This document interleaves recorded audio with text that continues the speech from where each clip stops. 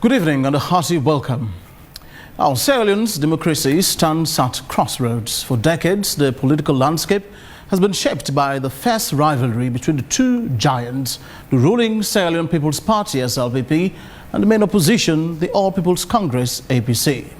But as the nation grapples with deep-seated challenges, rampant corruption, soaring youth unemployment, and persistent ethnic divisions, the role of opposition parties in fostering good governance and accountability has come under intense scrutiny.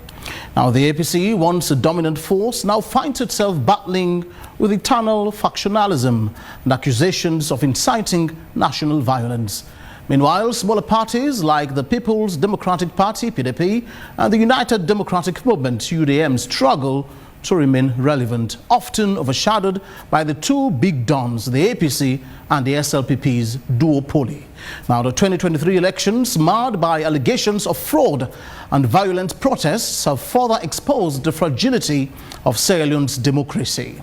The APC's rejection of the results and its leader, Dr. Samura Kamara's inflammatory rhetoric, have raised serious questions about the opposition's commitment to peace and national stability. So, as Sierra Leone navigates this crucial juncture, we must ask, can Sierra Leone's opposition parties rise above ethnic politics, eternal divisions, and inflammatory rhetorics to become effective guardians of democracy? Or are they destined to remain a footnote in the nation's troubled political history? This is AYV on Sunday. Thank you very much indeed for joining us tonight. I am Victor Jones. You're watching us on our local channel, Channel 33, International Channel on DSTV 399. And you're listening to us similarly on radio on 101.7. On the panel this evening, I am joined by Honorable Dr. Umfa Sori Koroma, parliamentary mouthpiece for the main opposition, All People's Congress. I also have Reverend Father Leonard Bangura, Head of Political Science Department, Frabe College. And on Zoom, Professor Fredlin McHale, President 50-50 Group Sierra Leone, will be joining us from the United States of America. Good evening and welcome. Good morning. Thanks for having us. Now, you are highly encouraged indeed, wherever you are watching us from tonight, to participate on the program. You could do so by dropping your comments or thoughts through SMS on the number 088 516865. And you could also do so on our comment box on Facebook. It's always AYV News. Good evening once again and welcome. Good morning. I'll start with you, Dr. Umfa. This is a personal question, actually. Why did you become a politician? Well, I believe becoming a politician or a member of parliament, to be specific, will give me the platform to create the necessary change that I think the country deserves. It also will give me the possibility to navigate through a lot of challenges when it comes to changing the socio-economic landscape of our nation. So for me, as a private citizen, I thought going into politics will broaden the scope and also will not narrow me down to the people that I know or the people that are my relatives or friends. So I believe coming into politics will give me that wider reach in order to change the lives of any given Sierra Leonean who I may be representing. Have you realized these reasons why you joined politics? Oh yes, I have. I have over the years. I've been in active politics since 2011, but I was elected in parliament in 2018. So to date, I know I've reached a lot of people. I've met a lot of people that I would not have met otherwise if I was not in politics. And I've definitely played an impactful role in changing their lives or shaping their lives or contributing to their livelihood. Now, you represent one of the oldest political parties in Sierra Leone, and under the by Koroma regime, your government was thoroughly implicated in a massive corruption scandal, including the misuse of Ebola funds, for instance, and the questionable shady mining deals that were signed. Now, in a case, let's position ourselves in the present, in a case where you want to criticize the ruling SLPP now on corrupt activities, would people believe the APC is different from the SLPP? Clearly so. I mean, if you want to check the records from 2007 to 2018, when it comes to even running the economy, when it comes to freeing up the space for the press, when it comes to providing basic necessities or amenities for the people of this country, the APC did that. But one thing we have to keep into perspective is that there's a political party and there are people in the political party. So at any given time or at any given era, you have different people taking that political landscape. So from time to time, of course, you have something called a political cleansing, wherein new phases may emerge or old phases may disappear. So, but the party still remains.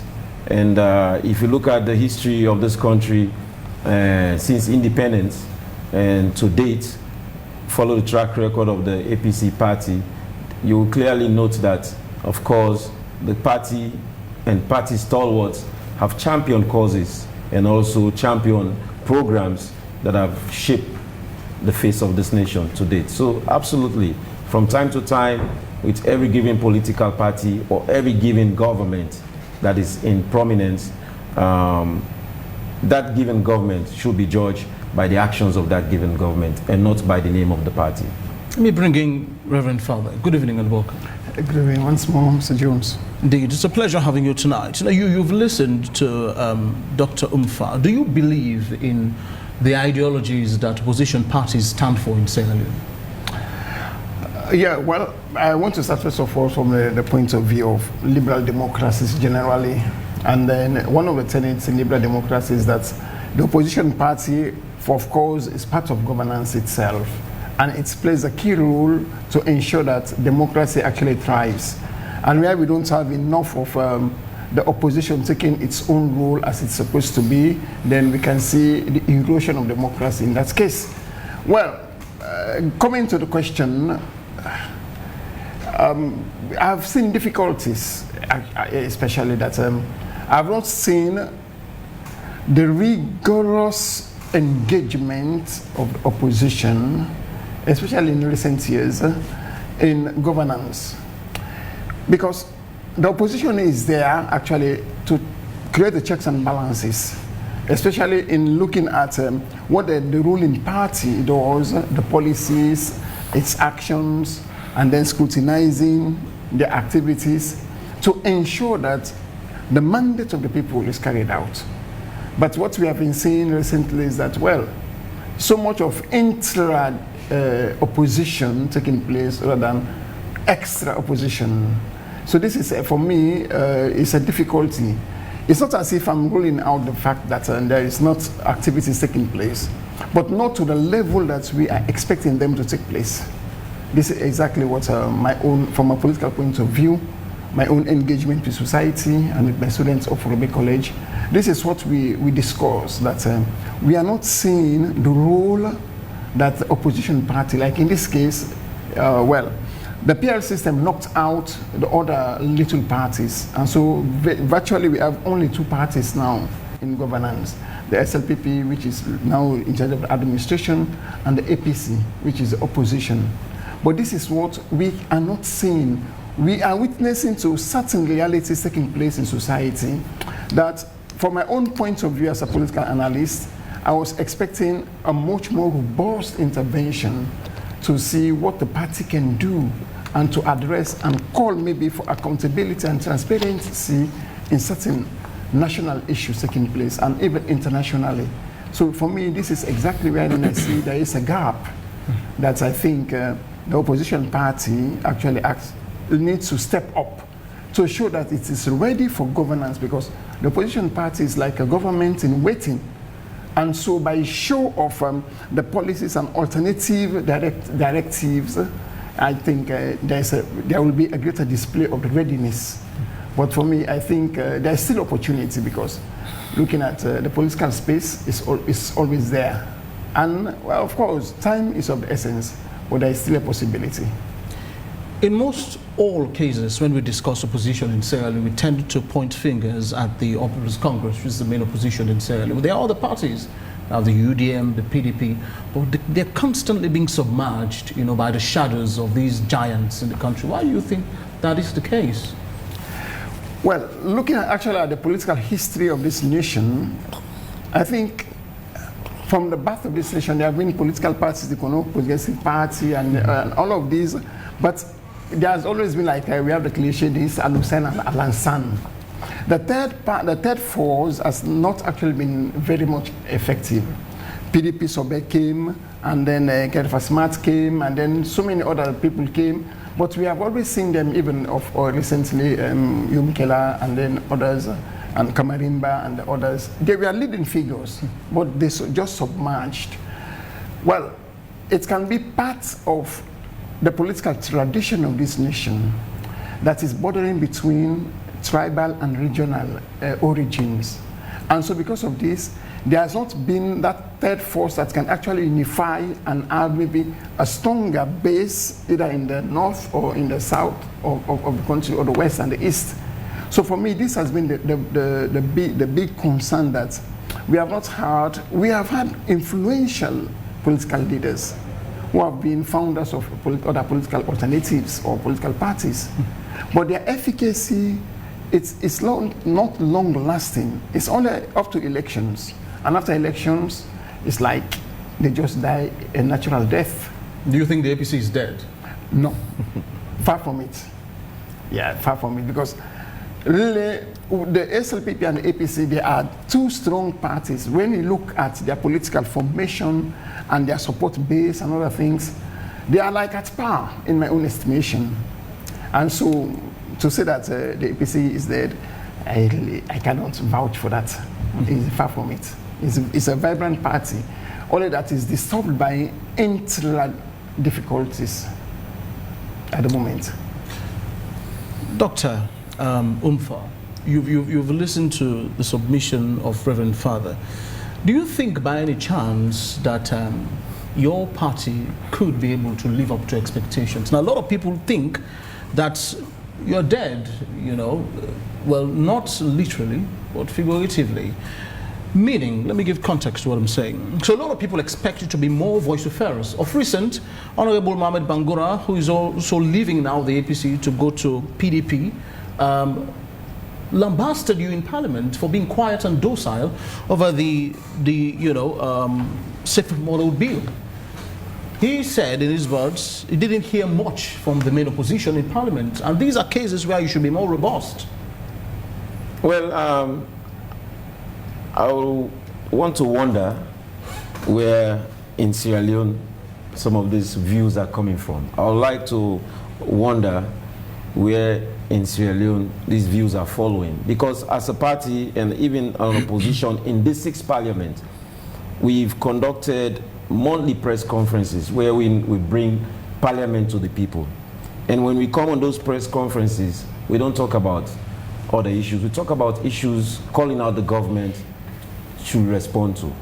But we don't only just call out government to respond to them, we do proffer alternative solutions.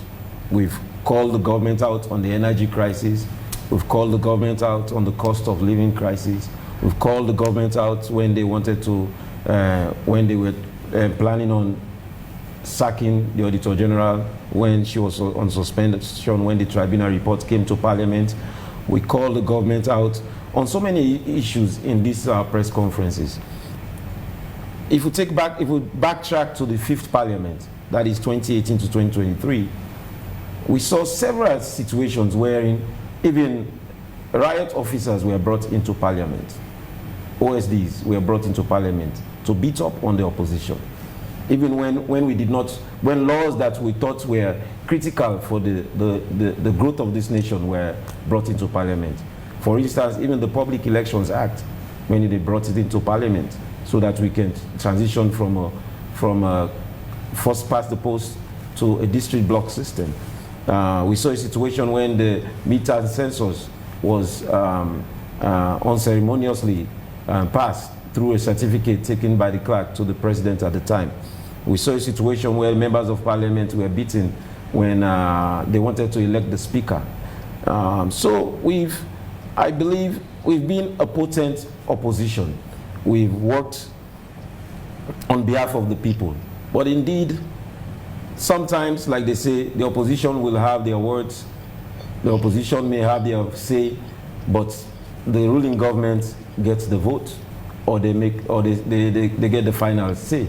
So when laws are passed in the midst of all of that, it's possible for the public to believe that the opposition is not working hard enough. But for people that follow Parliament and even the proceedings of Parliament, and people that follow MPs and members of the opposition, I'm sure they can attest that we've raised our voices on all of the issues that have come to Parliament that have concern. Take, for instance, when the cybercrime law was brought to Parliament, the bill. It was through the opposition that we had a bill that we believe would not be used to target individuals in the social media space. We spent months and months on that bill.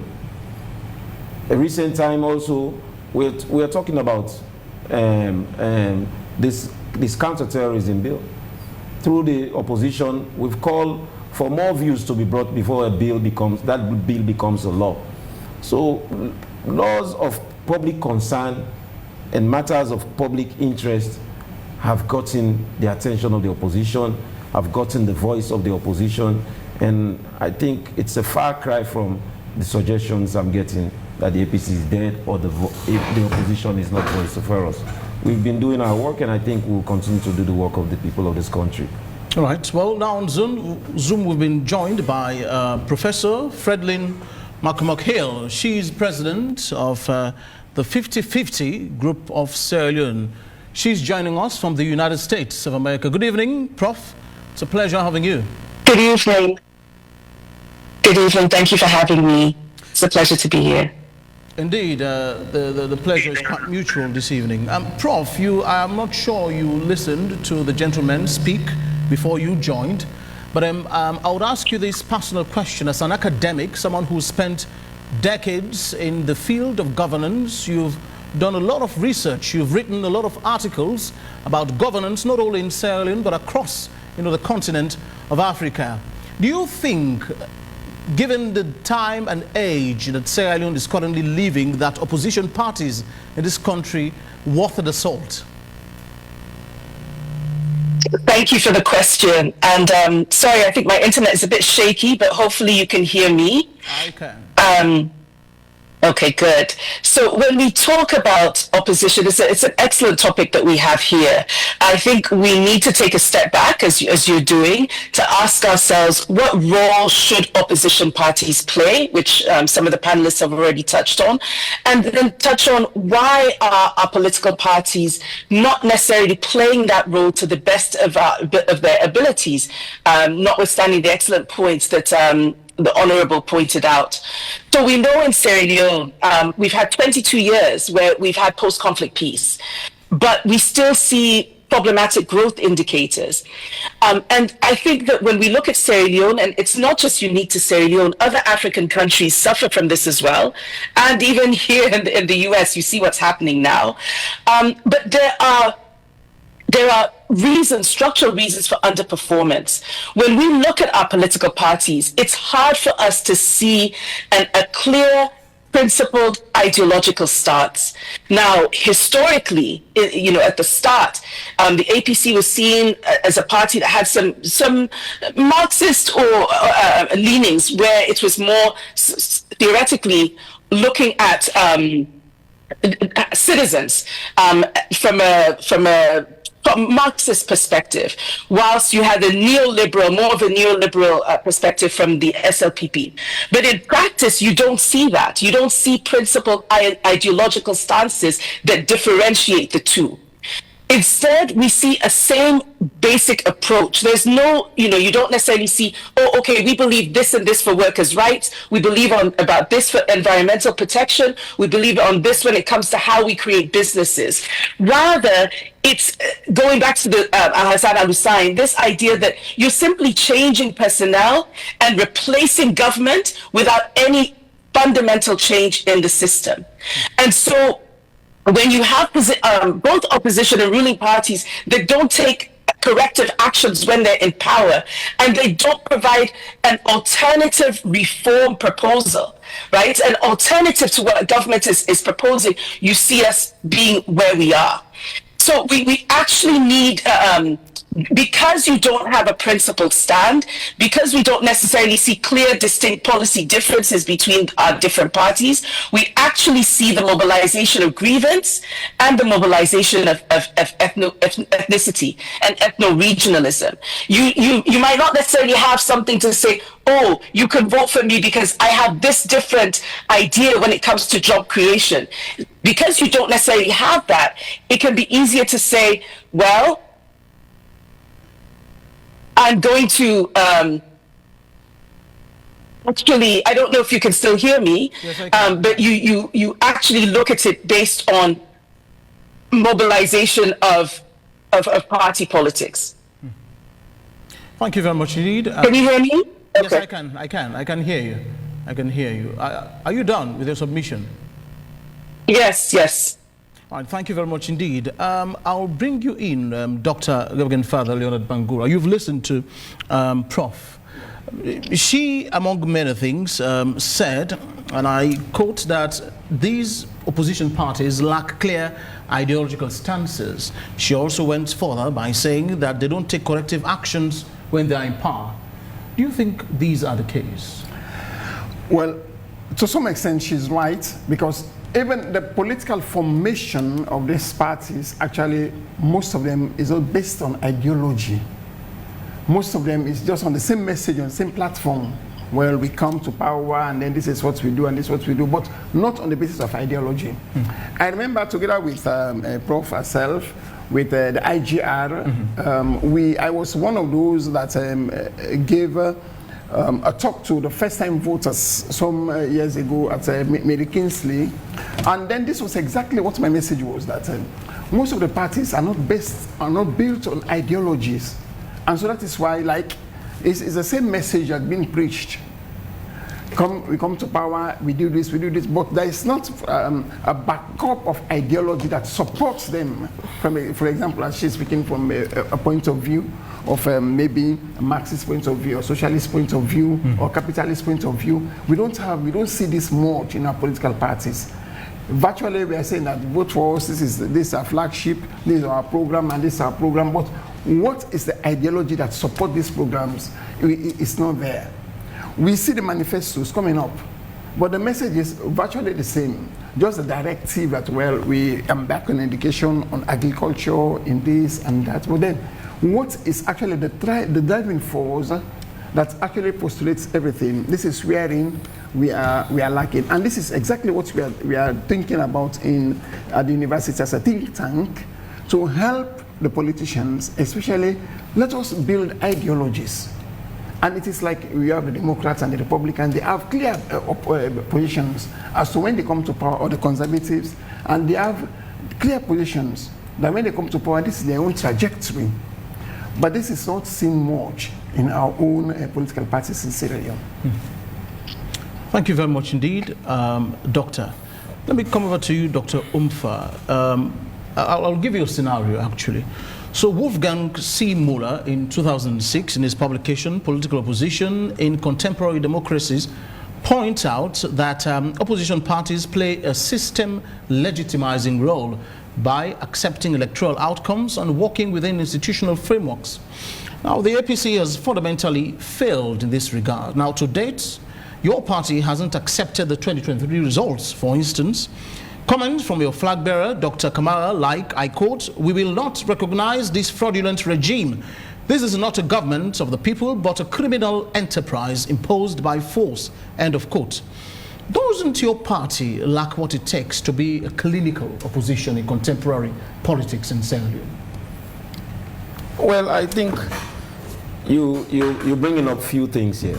You're talking about the results of the elections. You're talking about we failed in standing against what the elections were. Then you're talking about a clinical opposition. So let's talk about the elections. and why we refused to accept the results of the elections, and why we eventually accepted to move on. Observers, both local and international, had issues with the elections and called the elections different names. They note that it was not transparent by any stretch of our imaginations, and they know there was no supporting documents to justify the results that we announced. Now, we as an APC note the importance of having an opposition. We noted the necessity to have a party that calls the government into question. We note the importance of not having a country wherein only the ruling government do everything and call the shots. And that is why we as a responsible opposition went to parliament. That is why we as a responsible opposition decided to take part in governance through our local councils and through our legislators. Now, indeed, I want to state a little bit about our political ideologies and why my co-panelists believe that as a party or as parties we don't have a political ideology. For me, I believe we do, but it's the pronouncement of that ideology. For instance, when the APC is in governance, the APC focuses their attention on uplifting the poor and vulnerable through their policies, through through the institution of subsidies. Indeed, as a nation, we don't have social services that are structured. We have ministries, of course, that are playing those roles. And that is why sometimes we call on government to see how we can structure or create a structure around social safety nets, how we can create a structure around social welfare, and how we can create a structure around supporting the poor and the vulnerable. So through the APC, through subsidies, when you come to agriculture, when you go to, when you talk about fuel subsidies, when you talk about subsidies on rice or basic necessities, that is a way to support the vulnerable, the people that probably do not have enough of the support of the social system. So for me, our party is more socially driven. Our party is more on helping the poor and the vulnerable. Our party is more about bringing every aspect of society to bringing them to par.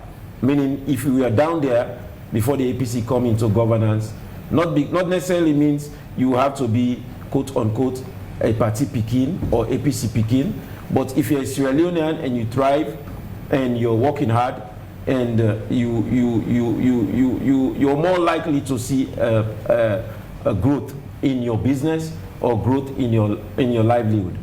Whereas the SLPP of recent times, you see that they focus more on institutions and building institutions that will make decisions. So pretty much their approach is not a direct approach, but an indirect approach in changing the lives of the people.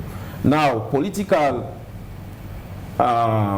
experts will call it the name that they wish to call it. But I know in Sierra Leone, political parties or government after government are faced with challenges of solving the problems of the people. So indeed, even though we may not have a clear ideological description, but indeed it's an approach by that respective government to see how they can come in to alleviate the suffering of the people. So if you see probably a manifesto pretty much attacking the same issues, as a nation we know those issues are present, those issues are perennial, those issues are issues that need to be addressed if we can have a nation. So I think that is the difference between a Sierra Leone style of politics and a Western ideological political perspective. Let me hear from Professor Hale. Now, your you represent an ideology that even the most educated in Sierra Leone are still, struggling to embrace. I mean, the 50-50 ideology, balanced equilibrium of male and females, representing or thoroughly represented in the political landscape, which could also apply, to politics, governance, institutions and ministries in the country. The APC has been criticized grossly for being gender imbalanced. Now, do you think the lack of female representation, affects opposition politics in Sierra Leone, particularly with reference to the APC? I think that it affects all APC, SLPP. You'll actually find that it's within smaller political parties, that's where women have more of a voice. With the 30% quota, it's not just for parliament. 30% is supposed to be effective at all aspects of society. So the jobs that people have, there should be 30% in firms, 30% in companies, 30% in the public sector, and 30% within the leadership of political parties. We have yet to see any female president. We have seen some female candidates, we've seen some female vice presidential candidates, but we haven't seen a woman presidential candidate. And I think that having a woman at the top of the ticket, ideally within the president as president or vice president, would definitely be something that would be good for APC. It'd be something that would be good for SLPP. You mentioned that this is something that not even the most educated are on board with, but it might surprise you to know that through Afrobarometer data, which IGR collects, that you have over 70% of citizens that say that they are ready and willing to vote for a woman. People say, we tried men. We had men in power.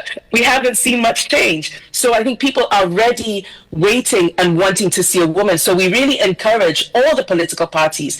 I think SLPP is having elections right now for leadership positions. APC, they should be having a time for people to be coming forward soon. I strongly, we as the 50-50 group strongly encourage political parties to put women on at the front of these organizations, of these parties, and at the front of their tickets, because we do believe that people will vote. Now, Dr. Mfa, mentioned a lot of beatings, of the opposition in Parliament and elsewhere, during, parliamentary sessions. He mentioned that a couple of times that there had been a bit of rallying, of them inside the well. Do you think that due to the manner in which, government is administered in Sierra Leone, the opposition is a bit muzzled by force? I don't think anyone can muzzle the opposition. And especially the current opposition party, the All People's Congress, is strong enough to be muzzled by any. If only they stand strong, that's my own belief. And I think what I do believe strongly is that if they are much more united together and speak with one voice, they can be louder. Other than, because what I see is the internal discrepancies are dividing the party so much that you hear the Secretary General of the party speaking here against the flag bearer, and then the chairman of the party speaking against the flag bearer, and in open terms and derogatory terms. And so this is exactly what, in my own opinion, is derailing the efficacy, the effectiveness of the All People's Congress as an opposition party.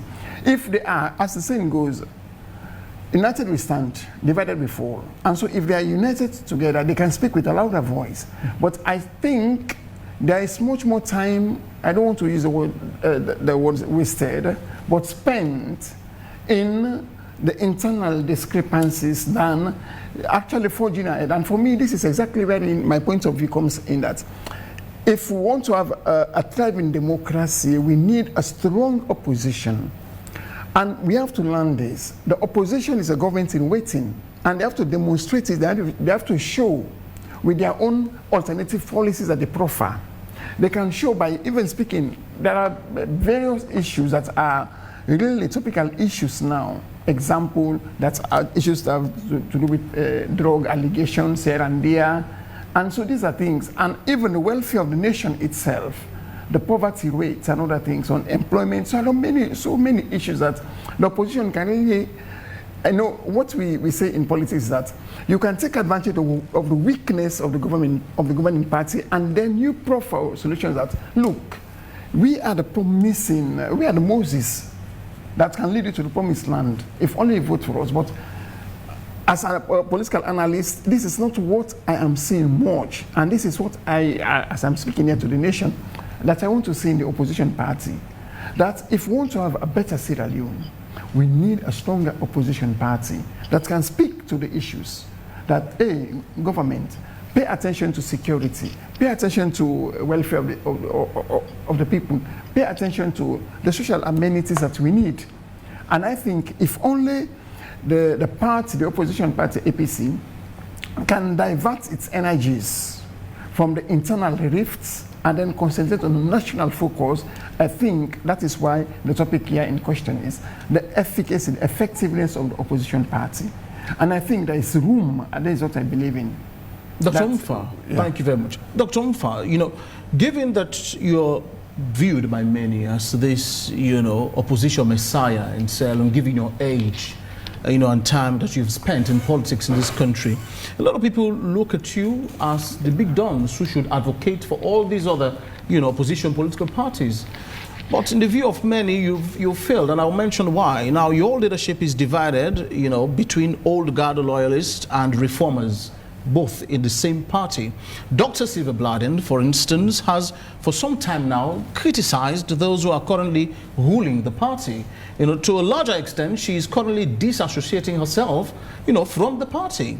Now, Honorable Bangura as well, who has served, as MP in the Well of Parliament, is also almost ditching the APC to cross over to PDP. Isn't this infighting a proof, in your words, that the APC prioritizes power struggle, over actual governance? Well, I think first of all, we have to look at the messages, and then it will give you an ability to assess the credibility of the message. So, as an opposition and as a party,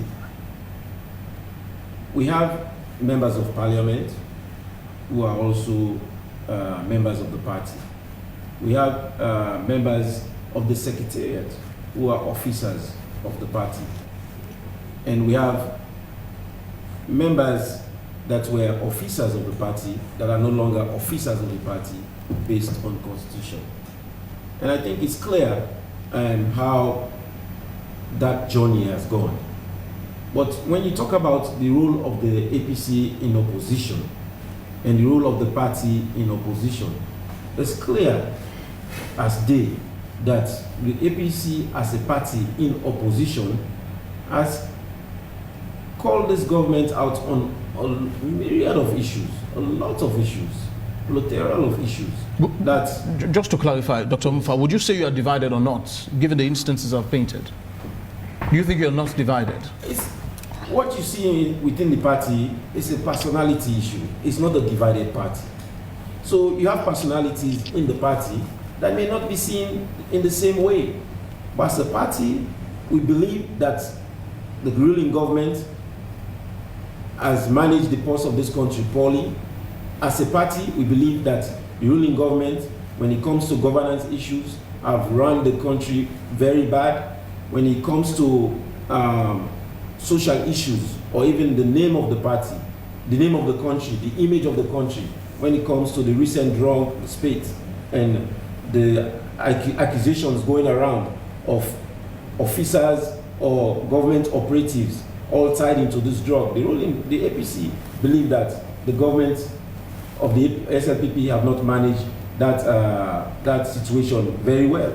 So when it comes to, as a party in opposition, when it comes to our views about the ruling government, when it comes to our views on the present state of the economy, when it comes to our views on the health sector, when it comes to our views on education, on agriculture, our views are all solid and on one side.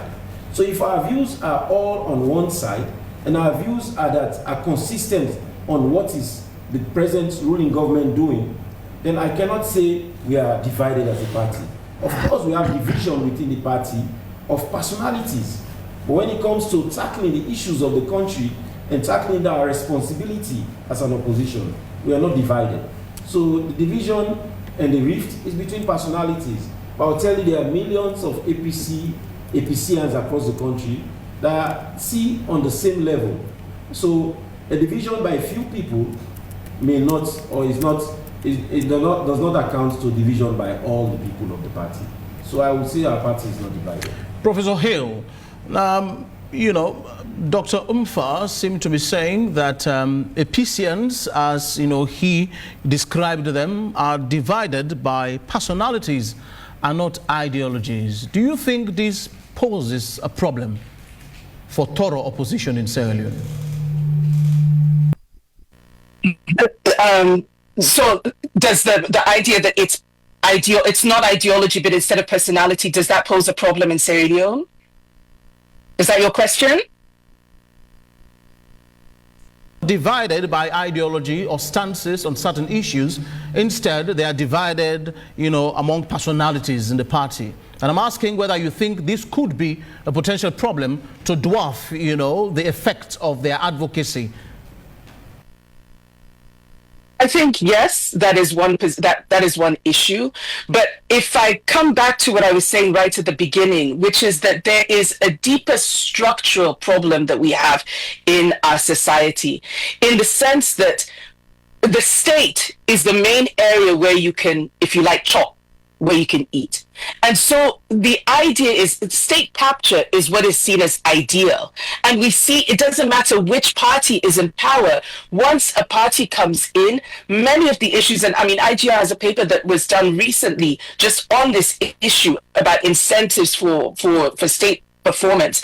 When you have this problem, then it means that whether it's personality, whether it's lack of ideology, whatever, you see a situation where a new party might come in, you have mass sackings, mass replacement of the supporters of the previous party, and then this idea that let's see if we can, how we can make use of the benefits, of the financial benefits of the state.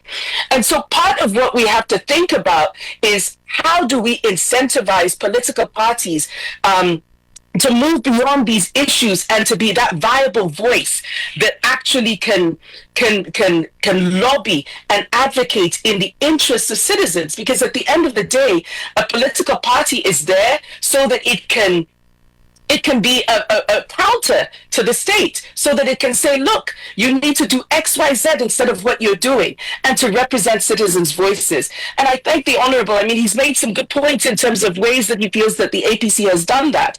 But when you look at some of these deep-seated issues that we haven't really seen addressed, so I'll give an example, the sacking of the Auditor General. Many civil society groups, there's like whole hue and cry around her sacking, around the recommendation that Parliament affirms it, and it passed. This is where we would have thought that the opposition party would have really come together to say, no, this shouldn't happen. Look at the toll contract. This was passed, and the APC tied us to 27 years, yet we've done research that showed that it could have been repaid in a much shorter time. So with a viable opposition party, that could have been questioned, that contract could have been questioned, queried. If we would have paid that in 7 years or 10 years, we could have had 20 years where the proceeds could have been going to things like education, things like health. These are all areas that benefit women and children as well as society as a whole. Another example is the Lunge Airport. The Ghana airport it costs 274 million. It's bigger than ours. Ours cost 270 million, even though it was smaller than the Ghana one. And so, of course, investors want to recoup those costs. It's led to increased tariffs. And now you have people who want to fly out of Guinea instead of the lovely airport that we have. This is an area where opposition could have really pushed back, scrutinized these contracts to say, no, this is not necessarily in the benefit of our citizens. Highest costs of passports in all of West Africa. Where was the pushback on these contracts? Look at when people are passed, when you have nominees that are coming up for a robust opposition that can talk about these nominations, that can query the Auditor General recommendations. Again, similarly, you need an opposition that's viable. So because, though, as I've said, we have this situation where it's outside al-Assad, we have a situation where it's more about how we chop. We actually have collusion among the political parties. Excuse me, Honorable, for saying this, but you hear stories where it might be, however, wherever you see, but we have some collusion. So there's collusion in ways that foster citizen dissatisfaction, but not necessarily the type of robust scrutiny that we want to see. And not pointing any fingers, we see this irrespective of which political party comes in play. Thanks.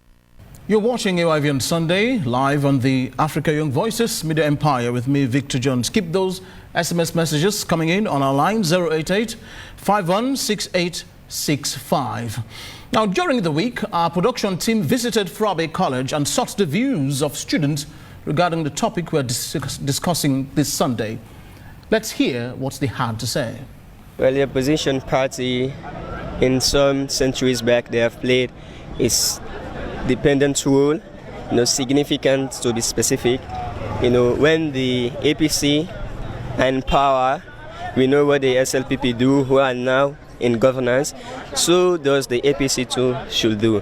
But concerning the recent issue that has happening and the investigation are still going on concerning about the drug addiction and the drug misuse of the country, youth are very mischievous right now, and beside they are not well taken care of, and beside the lack of education, sentiment are not that too good.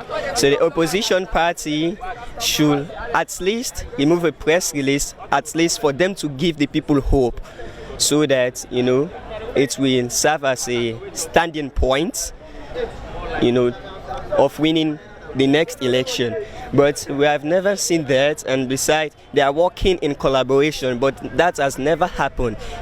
For me, I could say there is no unity for now in the opposition party, because the weirdness is at the apex, and I can't imagine of me discussing that particular issue. Let me say, due to the past election, right? Because they do not have yet. There is a rumor going on. They say they do not have the results of the election. So there is that particular issues, that's in their mind. Well, let me say they are doing some issues that they are affecting the government, because we have that issue that happens is issues. That's also in that to bring idea to win the election. But immediately after the election, they try their level best to see how best they can give out their point of view, saying that they need to do things so that there should be a proper give out of the results. So they were effectively, or they were struggling to see that the ECSL provides a good result, or a perfect result, because we are having this kind of thinking that what happened during the election, when the results are announced to the public, they are not agree with the result. So we are fighting to the people, not something wrong. We might not know if they're effective or not, but all I can say is that I've said it and I'm going to say it, but in a briefly manner, that when the results were announced, and the main opposition party lost, and they said that these results are not present to be rightful results. So they were effectively struggling, fighting to see that the ECSL must present a particular result that should be factual and all. Well, those are views expressed by students of Frabe College. You're still watching AIV on Sunday, and my name is Victor Jones. Let me hear from you, Dr. Leone Bangura. Now, the Feed Salon program, is the SLPP's flagship agenda, but amid all the tall plans and efforts, the rates of poverty and unemployment, as has been predicted by a lot of reports, not least the ratings on the hunger index, still places Sierra Leone above 50% in all margins. we've not been hearing much from the opposition on issues like these. Do you think it's a problem? Don't you think these are the kinds of advocacies that we should be hearing, the opposition's voice the loudest on in Sierra Leone? Indeed, Victor Jones, but I want to sound a note of caution here. In the implementation of some projects, it's not immediate that you see the dividend. Okay. Some projects, they need some time actually for them to mature, and then before ever we can voice them out. Although yes, it depends also on the approach that the government undertakes, for example, because we have perennial crops and something like that, and so it also depends on that point of view. But as you are saying, actually, that the opposition, of course, has not actually targeted maybe to, as Prof. Frederick was also saying, the manner in which we expect the opposition to be robust, actually it is our own point. My colleague here, Dr. Mfam, it's not as if we are debunking that the APC has not been actually loud for us in these things, but the manner in which we expect them. Because for us in the political field, this is wherein we think you can actually, what you can call a competitive advantage. You elbow others by looking at what their flagship program is, and then you just, what you can say, just rubbish it, and then look that there is something you can produce. And so this is exactly how politics is done, that to make sure that the others, what they think is their own stand, the stronghold and the point of advantage, you just belittle it and slight it, that you have not been effective. And so this is why we need to come in. I think this is the manner in which, in this way, the ruling party will also step up and say, okay, maybe we really have to intensify our production of this feed salon program and then diversify it as well, so that we can actually see the effects of it, the efficacy of it. Well, this is coming to your question. This is wherein we need the stronger opposition voice. It's not as if they are not speaking, they are speaking, but in the manner in which they should speak so that everyone hears them. This is what we are in our own concern is. Dr. Umfa, let me bring you in on this, just an opportunity to respond to what, Doctor said. Well, clearly, I'm glad you gave me an opportunity to respond a bit, and especially not only to what Reverend Doctor said, but what Professor said regarding what we did, in terms of the removal of the Auditor General. As a party and a party in Parliament, opposition in Parliament, we had a position paper. And in that position paper, we clearly spelled out why the Auditor General should not be removed. And that position paper was even read at a press conference. Where I heard one of the students from Forabe College talking about what the opposition should do in terms of the drug situation and the terrible drug affiliated cases with officers of government.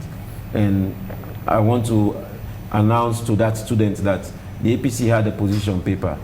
The secretariat of the party had a press release, and that press release was read by the Secretary General at our press conference. So, of course, Reverend Doctor said it's the approach. So, of course, I think I want to go on record that as an opposition, we'll continue to do more. We'll continue to call the government out, but we'll continue to see how we can reanalyze and re-strategize the approach, because probably our message is not sufficient. Probably our criticism is not enough. Probably our debates in Parliament are not enough. Probably our press conferences have not answered all the questions, especially when it comes to even agriculture or feed salon program. In one of our press conferences, we talked about the feed salon program and why we believe that government should not add 5% on rice to support the program. And government was even planning to add another 5% in this coming year, which means it should have been 10%. But as an opposition, we called the government out and we asked, we pleaded on behalf of the people of this country that the additional 5% should not be added to the tariffs. But we told government that you cannot say you want to feed salon and you come and quote unquote kill Sierra Leone by adding a 5% tax on rice. But at the end of the day, even agreements, they are not sanctioned by a 2/3 majority. thereby simple majority in parliament. And if you have a parliament in which the opposition have 54 or 52 out of 135 MPs, meaning the ruling government has 81 MPs, then you know most of the things that get passed in parliament are passed because the opposition do not have the majority in parliament, but the opposition will have their say. So it's important that the public follows the answers, they follow what happens in parliament, because unfortunately the opposition do not have a radio network. Because probably if we do, I will say go to our radio network and listen to our positions. What stops you from getting a radio station? Well, I'm sure it's financial issues for now, but I mean that should be. Are you saying the approach. APC doesn't have money to open a radio station? Well, I mean it's not been. I cannot say I cannot say the APC do not have money to open a radio station, but I think it is a new idea that we as an opposition should think about, because as much as we are criticizing government, and as much as we are calling out government, as much as we are checking government on what they are doing, of course the public do not believe we are doing enough. So we need to re-strategize. So of course the radio station will be another approach, because we do not control the AYVs, we don't control the radio democracies, we don't control all the media networks. So if we don't, then probably the messaging will not be there for you to see or to replay or to hear consistently. So you'll be able to know if we have a strong or viable opposition that are speaking the voices of the people. Professor Hale, now many hold, the opinion that the two oldest, political parties, the APC and SLPP, in Sierra Leone since independence, have failed, the nation in many regards. Younger parties are always used as political guinea pigs, to get the big guys to power during runoffs. As someone who's been in the advocacy business for a long time in this country, do you recommend, or how would you indeed recommend, that this deficiency is fixed in any way, if it could be fixed? The system is coming in a little choppy, unfortunately. So it sounds like you're asking, how can we address how can we enhance the role of the smaller parties? Been seeing of late is that these smaller parties are being used as guinea pigs during runoffs to get the big guys, these two oldest parties in Sierra Leone, to power. That's the only thing they can do during elections, and after that they just die a natural death. How can this be fixed? Thank you. It can be in multiple ways. So we have to address the financing of political parties. It's a very expensive business, and so these little, I know they get upset when you call them, smaller parties or newer parties, but they have less resources, and so if you don't have much resources, it's easy for you to be captured by quote-unquote larger or older, more established party. So if there's a way that we can have independent financing of these parties, in some countries you actually have state financing of political parties.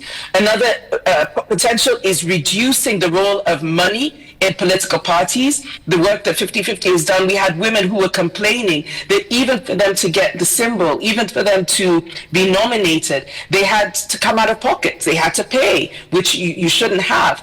And it also gives an unfair advantage to the incumbent because they have more access to resources. I know Honorable was talking about about having resources to start a radio station, but we know that incumbency advantage plays a role. So reducing or taking out the role of money in political parties, I think, would be another way that we can help to improve the situation.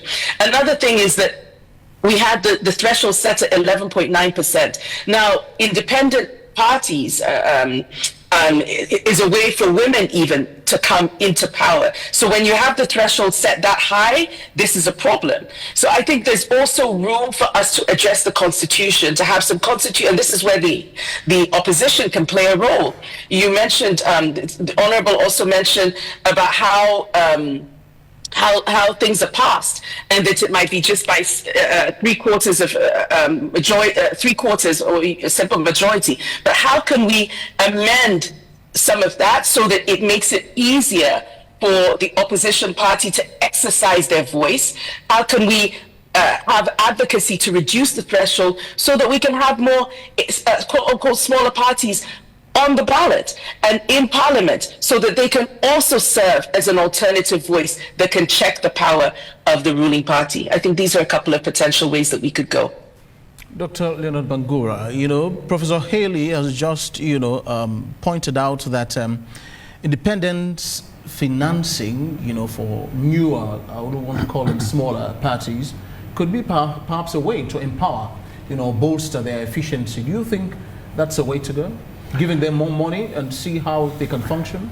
Yeah, it is, but I have an alternative that I can proffer. Political leadership anchors mostly on the political figure of who heads the party. You can, I believe that you can pump, as I can say, pump in so much finances and other things in political parties, but they don't have that leadership that can actually draw crowds. Then even if they have money, they cannot go ahead. I think this is one, for me, is a point that, because when we look at the political leadership, that's actually this, well, we call them newer parties or smaller parties, for me it's the same thing, that have actually been, the figureheads that were there, they were influential people, but maybe their support base, for example, it's not only the person himself or herself, but also what support base does the person has nationwide. I think this is wherein the APC and SLPP actually has got it right. That is, they have a support base, not only the figurehead, but also the people that are representing them in their constituencies and wards and councils. And so this is, for me, if there should be a third force that can actually make an inroad, I think this is where it should come in.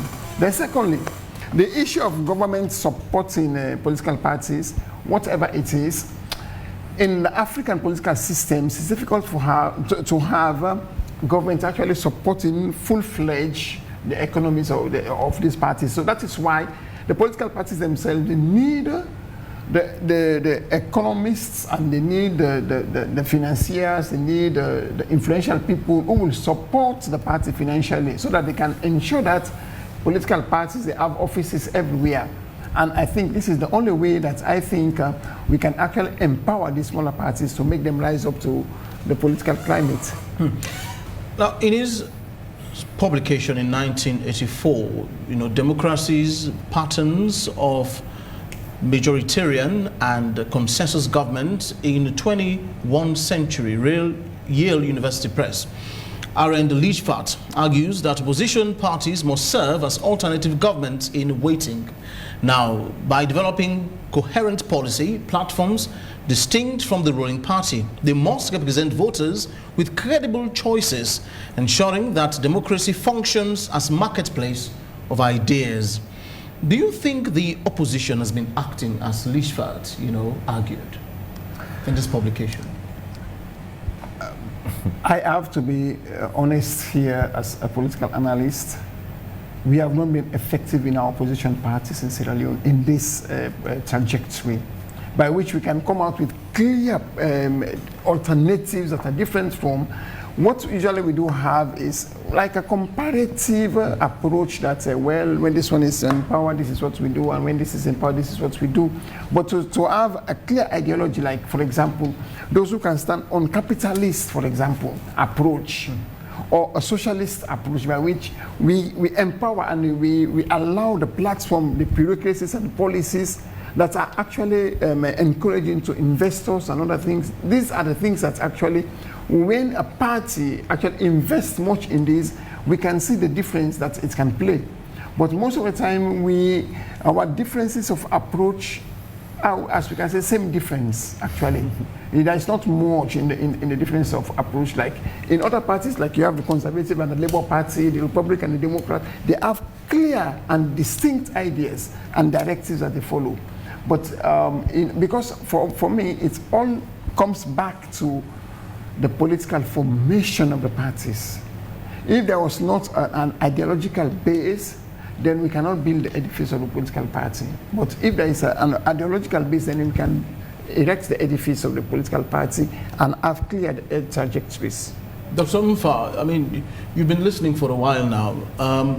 You see, Lichfart said alternative government in waiting. you underline that, developing coherent policy platforms which are different from the ruling party. Before now, you mentioned that, I mean, the APC was a bit constrained with funds, hence it couldn't even, open, a radio station. Do you think you can do these things? I did not say in the midst of this financial crisis? I did not say we were constrained with funds. I did not say. I said it's a new idea, and that's an idea that the party. But you said you couldn't do it. No, I said I believe. Because of funds. No, it's an idea. It's an idea. It's an idea. It's an idea that I'm doing this interview. I've thought about. So of course, an idea that the party will take and hopefully run with. What about developing these coherent, the word or the phrase alternative government in waiting strikes a chord. It strikes a nerve. Absolutely. So indeed, as an opposition, capable of doing this? Yes, and I think we are still doing that, and I think we've done that in this opposition since 2018. Now we must remember, it was APC in government, then now APC in the opposition. So as an opposition party in parliament, we've profiled a lot of alternatives to government's position when it comes to healthcare, when it comes to education. Like for example, in education, we as an opposition believe that when the APC was in governance, there was more subsidy to tertiary education. We believe that tertiary education is more expensive than primary education. But when the government of the SLPP came, they removed the subsidy from tertiary education. Now they came to a free education system, wherein they say education is free for primary and secondary education. So, policy approach. Do you think it's a flawed policy? It's not. It's not a policy that have given us the desired result. I mean, there are a lot of challenges in the policy. I mean, when it comes to providing textbooks, that's a good idea, because we went to school in this country where textbooks were very hard to get. When you talk about removing the two-shift system, the government is still struggling to do that, meaning we need to build more buildings in respective schools. So also you have to address the issue of quality, but how can you get quality with crowded classrooms? So they're all work in progress. So for us, I believe we have alternative policies. When it comes to the free healthcare program, the APC introduced it for pregnant women, women under 5, and lactating mothers. And of course, this government maintained it and kept it going, which is good, and they added disability to that. So I believe as an opposition and as an opposition in Sierra Leone, our biggest challenge now is the economy. Our biggest challenge is how government is managing the money of this country. Our biggest challenge is the bloated wage bill. Our biggest challenge are also with deficits in our budget. Our biggest challenge is also government overspending, opening more offices, creating more ministries, creating more missions. So as an opposition, we believe that not all countries need a mission.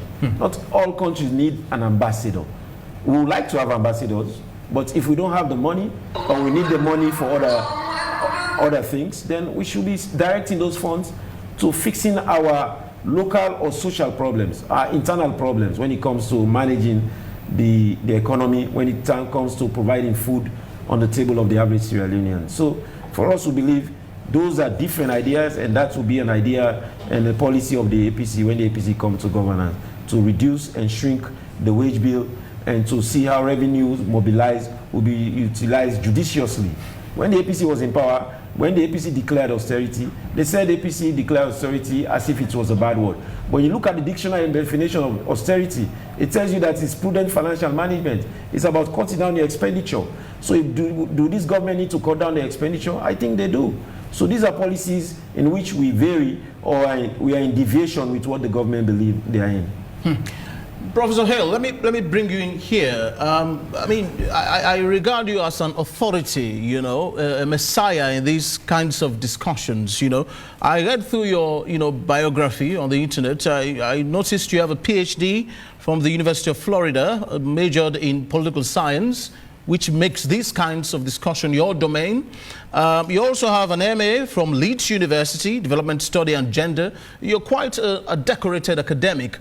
Now, if you were indeed to advise, opposition parties in Sierra Leone on ways they could be more efficient, more vocal, and more empowered, what would you tell them? Well, thank you for the kind words, but I think too kind. I think that there's a lot. I mean, there's a lot that has been said here. And that's a big question. I mentioned earlier that we have that IGR has a paper just on these issues. And there's actually some recommendations for judiciary and recommendations from parliament. I think one of the things that we struggle with as a country is that we have the executive overpowering parliament, and this hinders its ability to provide a viable policy alternative. So it goes back to the point that I was making earlier, that we have the state is where the source of wealth is. And so there's just a lot of competition for the state. Where there is a lack of financial independence, then there is the potential for co-optation. And I think we're seeing part of this here. It doesn't mean, as has been said, that APC is not being an effective opposition. It doesn't mean that their voices have been silenced. But as Father Leonard was saying, and also, as Honorable was saying, we need to have, maybe the approach needs to change, or the voices need to be louder. So one potential way is to think about, how do we incentivize MP behavior? One, we need to look at our citizens as well. We have to think, what is it that citizens think about when it comes to political parties? And interestingly enough, you'll actually see that citizens, what they want from their parliamentarians is not necessarily the voice in parliament. It's more that they want to see private goods. They want to see their parliamentarians bringing private goods to their communities. So there is that mismatch between what MPs should do and what MPs actually do. So you'll find that citizens overwhelmingly bother their MPs with all of these requests. Oh, you should be giving me this. Oh, you should be giving me that. Yet they don't have much in terms of their salaries. So they're some of the most indebted people. So we as citizens also need to be thinking, what we really want to see from our MPs is how they're scrutinizing or providing oversight over executive appointments that will help us. So one, we need to have more CSO engagement, more civic education on what our expectations are as citizens, so that this will be in line with what MPs know that they need to do. If they know that we've been judged on how well we deliver to our citizens, this might try to minimize the reliance on the executive in terms of financial remuneration. And so in this paper, one of the recommendations was that you have financial and non-financial incentives for performance for Parliament. So this can be either financial, or it can be recognition for Parliament, for the extent in which Parliament is able to scrutinize agreements, for savings that are made because they have pushed back on agreements that might be problematic, for us to have like a sub-treasury for Parliament that will allow it to be self-sustaining, so it doesn't need to be so reliant on the executive for funds. So for example, if you have been able to make savings because you have contract is problematic, and because of that scrutiny and pushback, there are savings made. Maybe that could be one thing that Parliament could draw on, so it could be self-sustaining and doesn't have to depend on the executive for funds. And similarly, parliamentarians that are performing well can be incentivized, and parliamentarians that are performing badly can be disincentivized. So it could be underperformance could be punished, MPs could be recalled, things like that. And then having a constituency development fund for MPs that can be managed by an independent agency that is tied to improving what's happening at their community level, at their district level, rather than coming from MP pockets. So these are just a couple of examples of potential ways that we could see how to improve parliamentary performance. Thanks. Ngura, now it is no secret that a huge multitude, of our politicians in Sierra Leone practice what Bayard had described as politics of the belly. According to Lynn M. Thomas of the University of Washington, I quote, "The politics of the belly points to the propensity of politicians to hoard and greedily consume resources in things and people. Now, do you think this cloud of greed, you know, gluttony, if you would call it, and selfishness in Sierra Leone, do you think could be potential reasons why, you know, opposition politicians remain kwashiorkor or malnourished in the country? Yeah, facing actually tackling the bull by the horn, there are many pointers and indicators that people are saying that it's an allegation that there is so much of compromise taking place between the opposition and the ruling party that, like for example, well, there are so many things that are actually happening that people are expecting that the opposition should have been louder. For example, well, since the beginning of, I think, the ECOWAS parliament, and then there were some issues that there were concerns about Sierra Leone's safety, security, and other things that they were expecting that the opposition party should have actually been louder even at the ECOWAS parliament on issues that are bordering on elections and other things, but it was not. And then also coming to the 2023 elections, for example, there is up till now, well, there is a group of the electoral justice, and then there is a group that says, let us move ahead and other things. And people are saying, especially bloggers, and bloggers are saying many things, that there is so much of compromise. And so that is, it lends to what this argument is, this allegation is. Wherever, to some extent, some of these things, they are said. And it's difficult for us actually to substantiate them with proofs. But from indicators, there are times when the suspicion is actually high. For example, when even they mentioned this issue of this abortion bill and something like that, and then the expectation of the masses, especially for us coming from the religious point of view, was that we were expecting that the parliament and then the others would have actually come out to see things from a different perspective. But it is rumored by others that maybe there is underhand of money that has actually taken place. All are allegations. But the fact is that we tend to ask more questions over certain issues, and the silence over certain issues, and the approach of opposition, especially that they are to some extent too friendly with the ruling government in certain issues that we were expecting them to have been really louder and stronger. And so the argument, the conspiracy theory here plays that maybe if these guys are not speaking so loudly, and so let me just shift a little bit. There are many avenues that the opposition can use, not only the well of parliament. They can ask for airtime at the radio stations and television stations, or they can even go to the universities and call for public lectures, so that they have the opportunity of speaking louder to the general populace. And so for me, this is exactly wherein the opposition party should come in and make their voice louder. So when they fail to do so, this is where this conspiracy theory that, well, there is a game, there's a compromise being played at some level, this is where people feed to this argument. Whether it is true or not, it remains something that is difficult for us to prove. But the fact of the matter is that there are certain issues that actually have emerged on welfare, on security, on the drug and other things that people are expecting louder voice on the part of the opposition. And so when that fails, people tend to argue that there can be some compromise taking place, the pot-belly solution. Dr. Umfa, Dr. Bangura seemed to be saying, if I get him correctly, that over-friendliness with the ruling party is a recipe for tranquilization or slumber, if you like to call it that. You joke too much with the ruling party. Don't you think that's a problem here? Well, why you're not too efficient, as a lot of the speakers have said this evening? It begs the question, how friendly, or what friendliness is he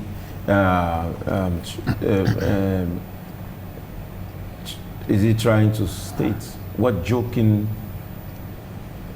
posture do the opposition demonstrate? I mean, I wonder how, let's say for example, the abortion bill. Do they have to pay any MP to support or go against an abortion bill that is on principle and religion? I don't think so. And a lot of times I've come on public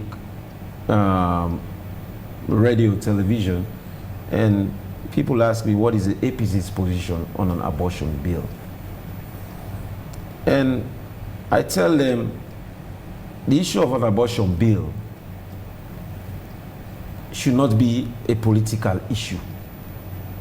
The issue about an abortion bill is one of a national issue.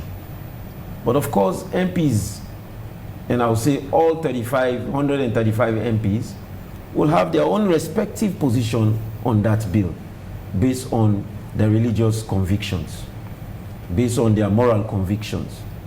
So when it comes to the safe motherhood bill or abortion bill, it is not a political issue. It's a national issue. I ask again, how friendly is the opposition to the ruling government?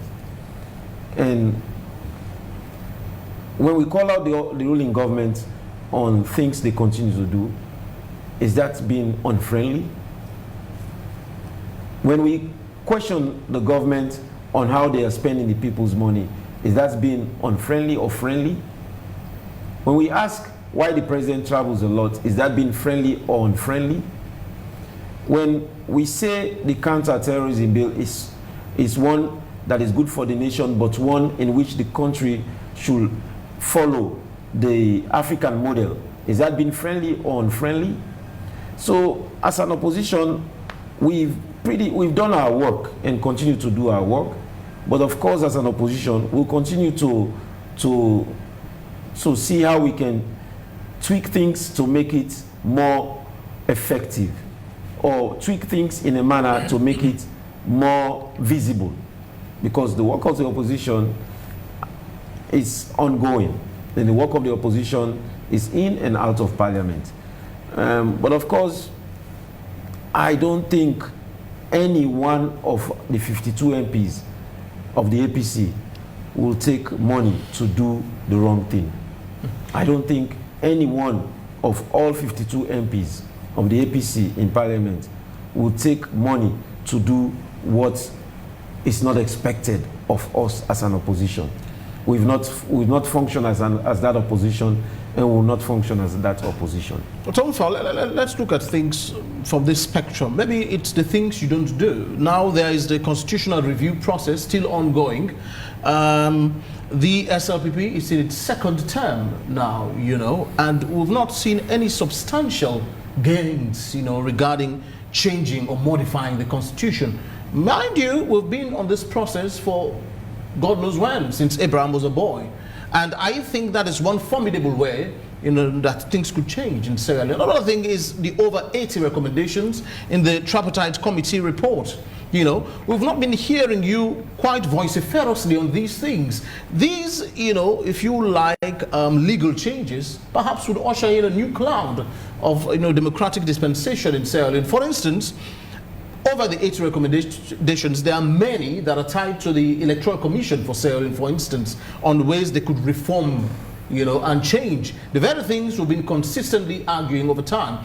After the conclusion of each election in this country, there is always a form of hullabaloo, a form of noise, a form of, rowdiness about, a faction not agreeing with the results. But if these changes are ushered in these laws, don't you think it could make things better in any way? But your voice has been quite docile, quiet. Someone would say even reticent. Well, the process, I would say, needs to speed up. And I think I want to use this platform to also announce to the government that the constitutional review and the white paper should be made public. It should not be secrecy.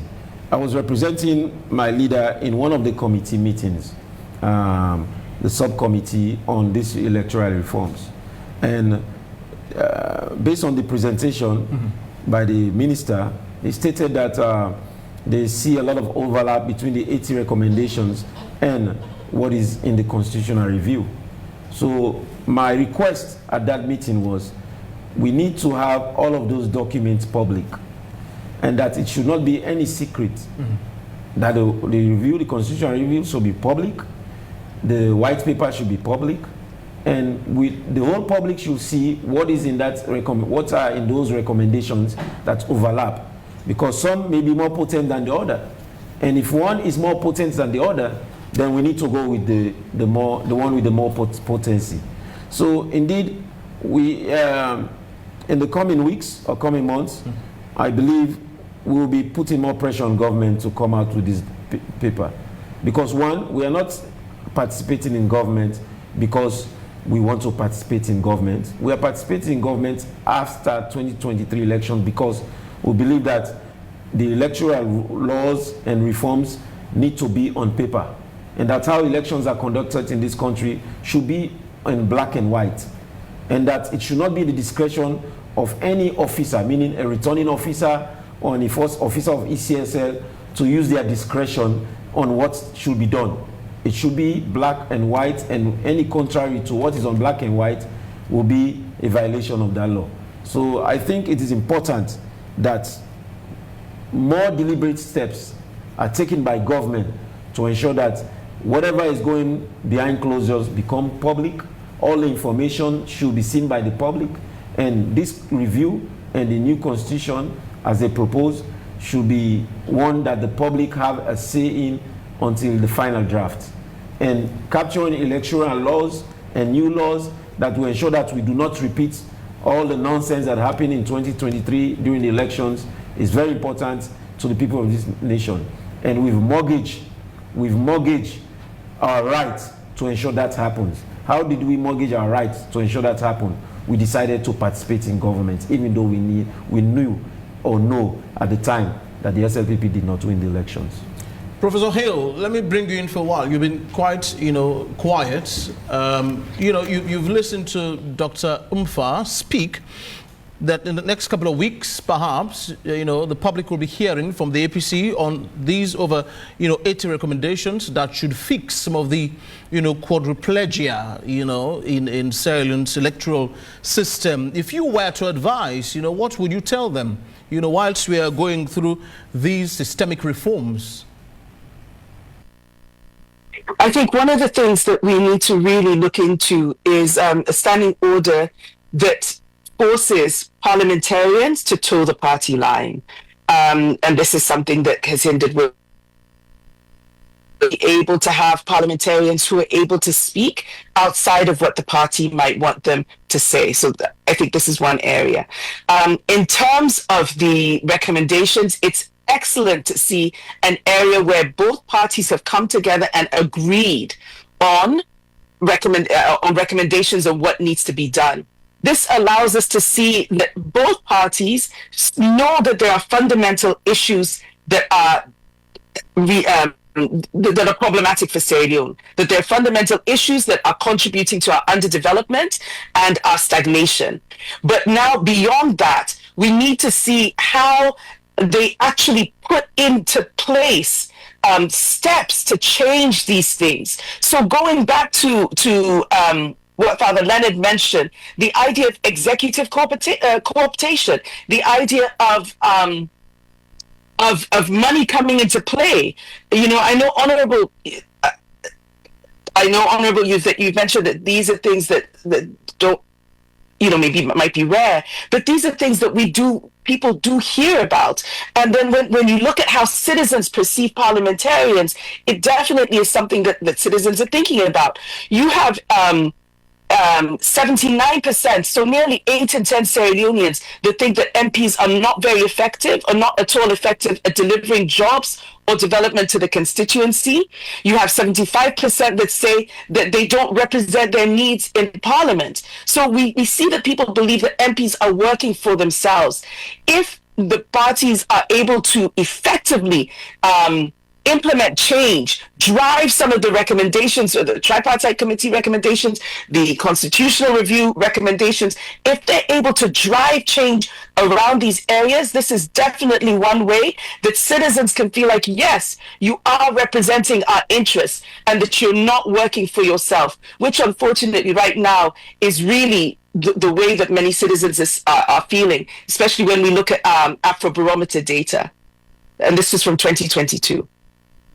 Bangura, what would you say? I mean, you've been listening for a while. How do you come in we're still discussing the 80 recommendations, you know, the constitutional review process, and how the, you know, the faction of opposition in this country have been quite quiet, you know, about it. Yeah, Victor Jones, starting from the point of view that elections are never perfect anywhere.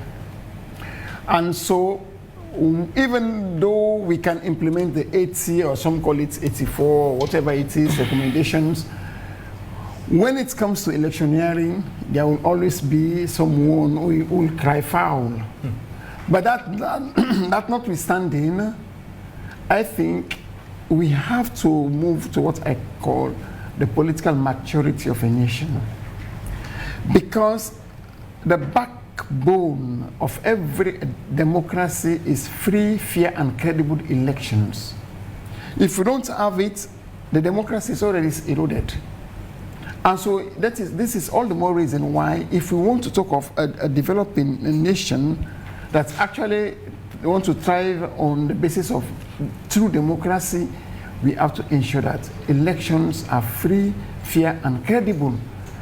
To a certain extent, that of course there cannot be perfection, but if we don't have it right, and then I think whatever we can talk about democracy, we are just playing games with it.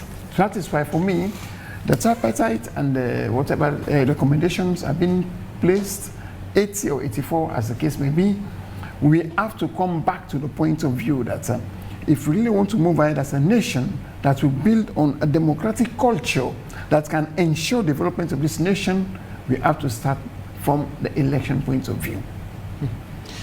Now, those of you who've been watching online, you know, you've been quite keen, quite glued to the discussion since we started at 7 this evening. And my lead producer, Emmanuel Nyakimoma, has been compiling these mind-boggling questions and comments you've been pouring in on our Facebook page on AYV News. And I'll now welcome him to read some of these messages for us tonight. Good evening and welcome, Emmanuel. Good evening, Victor. We have a lot of messages tonight. We are trying to tailor them on the conversation for tonight.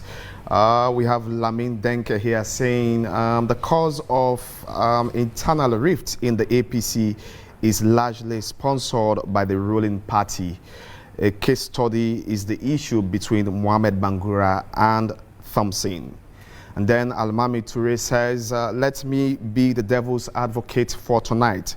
Does the ruling party create the enabling environment for the opposition to play an effective role in governance? That's the question from Almami.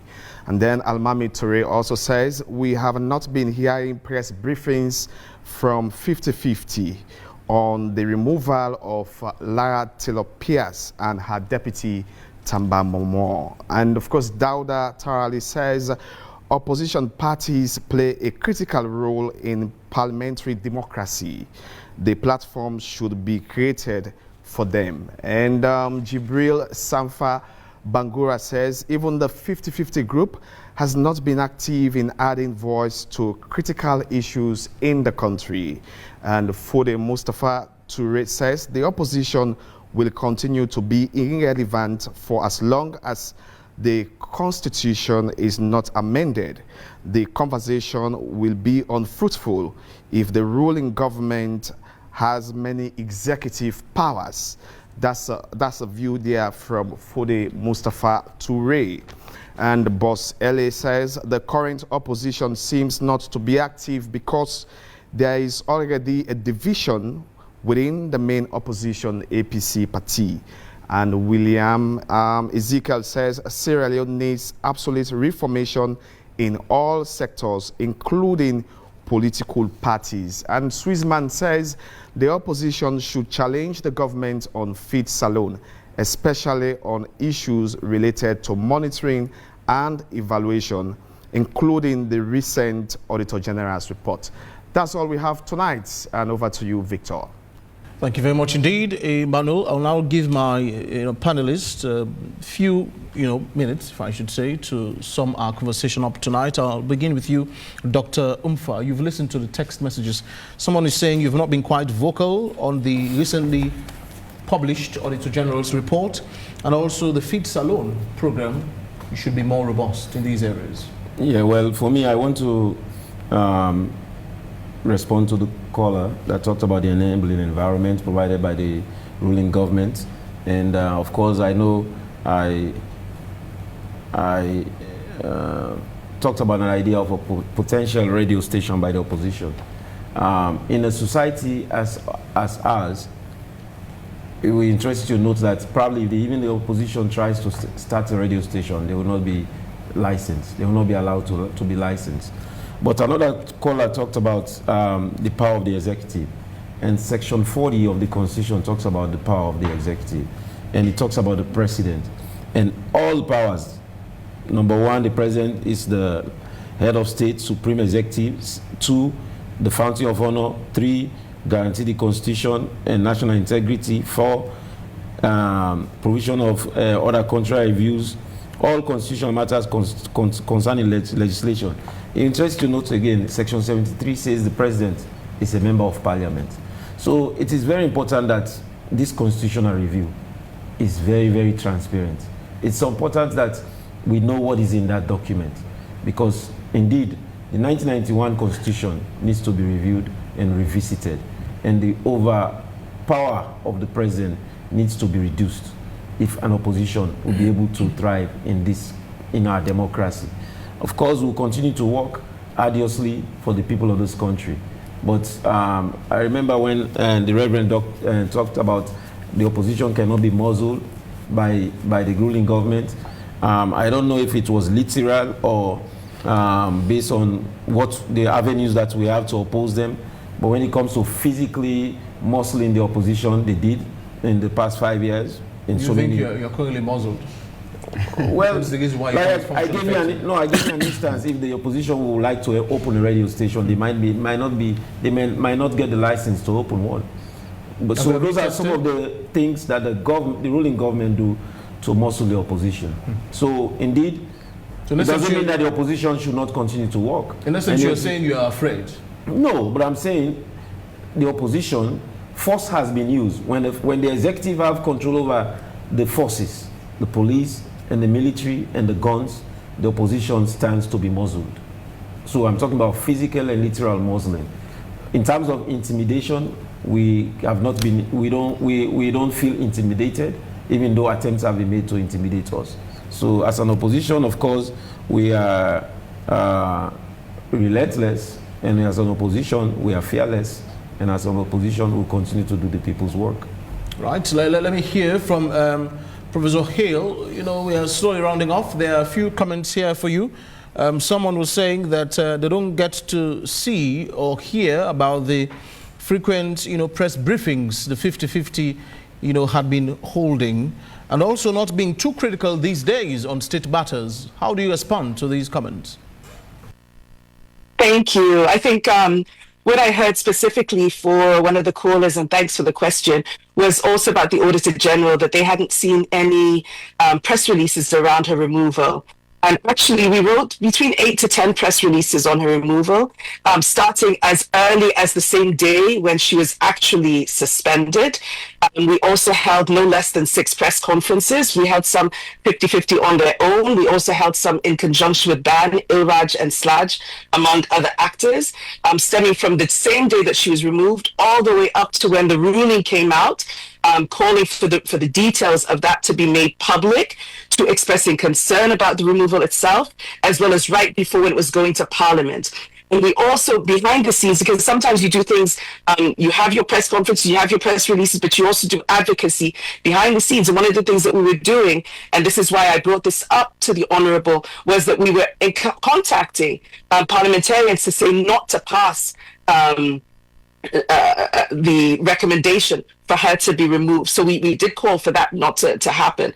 So please, I welcome that, I would welcome the caller to come by the office. We're at Tower Hill, and to talk with any member of 50-50, but also just to keep posted on radio, on television, as well as the press releases that we send out to WhatsApp.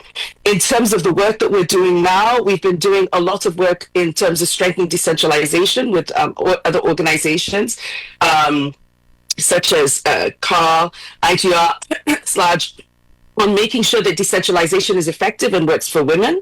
We've also been looking at the extent in which GUI is working.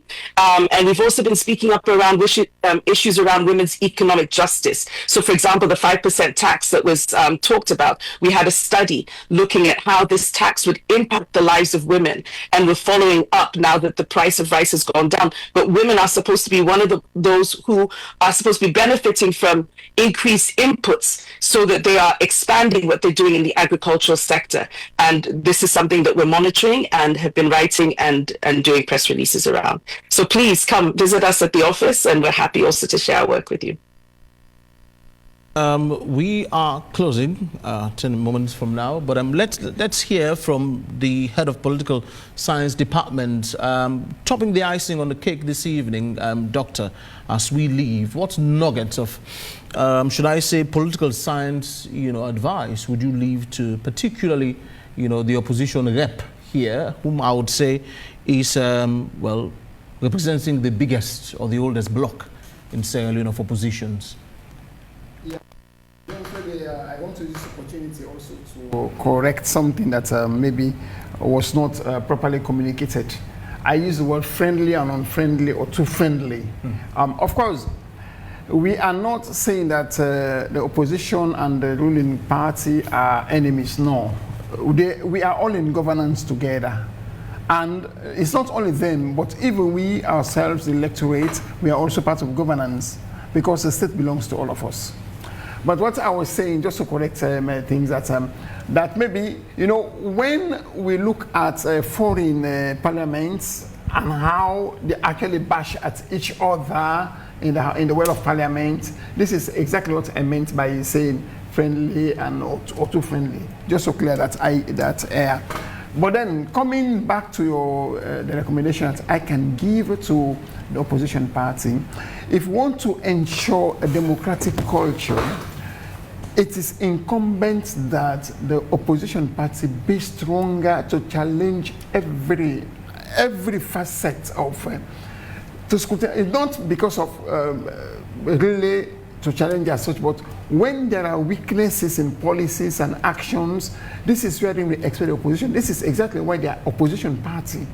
To make sure that where there are lapses and there are irregularities in the ruling government, they should come in.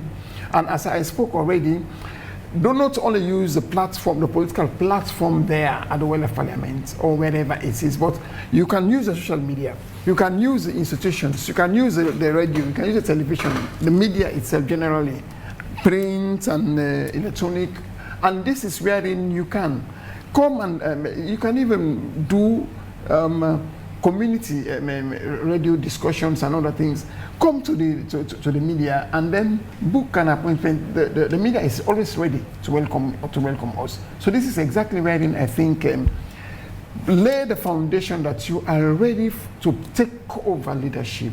And if this should come over, the signs you'll be seeing the unity that the party holds. That there is not, that we cannot have a perfect uniformity in thinking, but whenever it comes to like there are big divisions now in the party, especially with this electoral justice and other things, and then we see so many people, some are supporting electoral justice, that there is still a possibility that Dr. Samura Kamara can come in, and there are others who are saying no, and then the leadership of the party itself is openly divided. So this is, for me, if you ask me to say something, I think this is what I can say, that unless the opposition party can, first of all, narrow its differences, if not, they cannot be effective in national interventions. It's my take. All right, well, this is where we would end today's edition of the program AYV on Sunday. Now on the panel here I had Honorable Dr. Umfa Soyi-Kuruma, parliamentary mouthpiece for the main opposition, All People's Congress. Reverend Father Dr. Leonard Bangura, he's head of the political science department at the oldest, West African, university, Framley College. But also on Zoom, live from the United States of America, I had the pleasure of being joined by Professor Fredlin Macomack Hale, Now, she's president, 50-50 Group of Sierra Leone. Thank you so much indeed, for being part of this edition of the program tonight. My producers, as always, have been Emmanuel Nyakimomo and Ransford McLean. Many thanks indeed to the entire, graphical and technical crew in the studio and behind these giant cameras. Now, in case you missed part of this live session, the program will be rebroadcast again on Tuesday at 11 a.m. on our DSTV channel 399. Victor Jones are my names, and you've been watching and hearing us from the top of Tile on this beautiful city called Freetown. Do have yourself a splendid night rest. Up next on our TV is Primetime News. Goodbye.